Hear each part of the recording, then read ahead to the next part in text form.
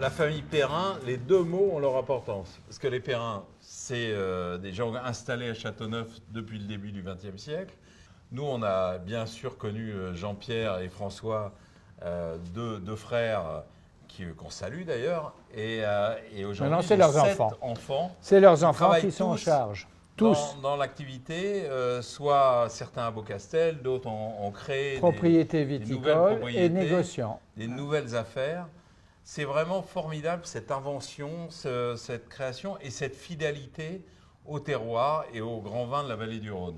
Je pense que le sud de la vallée du Rhône avait besoin de grands entrepreneurs, comme il y en a eu dans le nord, des grandes familles fondatrices. Avec les Perrin, ils ont vraiment ça, et puis ça a même essaimé un peu plus loin, jusqu'en Provence.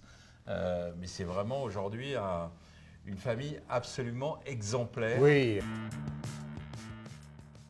Le Clos des Tourelles, c'est un cru vraiment rare et assez exceptionnel à Gigondas. Oui, en plein cœur de la commune de Gigondas. Voilà, sur un sol plus sableux, des safres. Hein, Et c'est une des dernières acquisitions de la famille, mais une de celles à laquelle la famille est le plus attachée.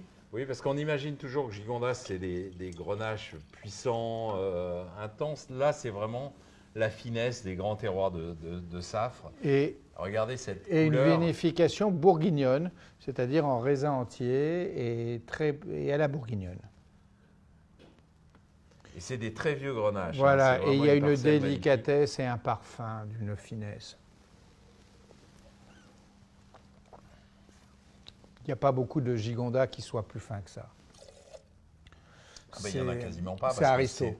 C'est aristocrate. Et alors, c'est ça le talent des Perrins. Oui. C'est pas du tout le même terroir que Beaucastel. Donc, c'est pas du tout le même style de vin. Non. C'est vraiment dans la délicatesse, dans la pureté, dans la finesse, dans une longueur suave, veloutée. Jean-Pierre a été le patron de l'Académie du vin de France, l'Académie internationale du vin à Genève. C'est des familles qui sont très attachées au vin noble, comme ils disent, et qui respectent le terroir. Il y a 2 cuvées de Beaucastel blanc. Oui, parce que... Il y en a une qui est de pure Roussanne. Voilà, de vieilles vignes et l'autre de vignes rien moins vieilles, mais qui sont quand même très vieilles.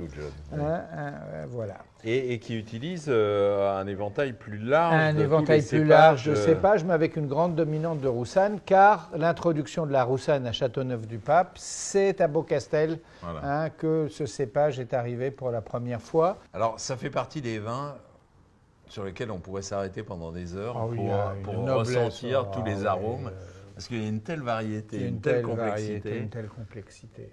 C'est entre l'amande, le fenouil, les fleurs, les fruits et aussi un peu de fruits. Les fruits, il y a une délicatesse, il y a une race. C'est un des grands vins blancs de France, tout simplement. Bon.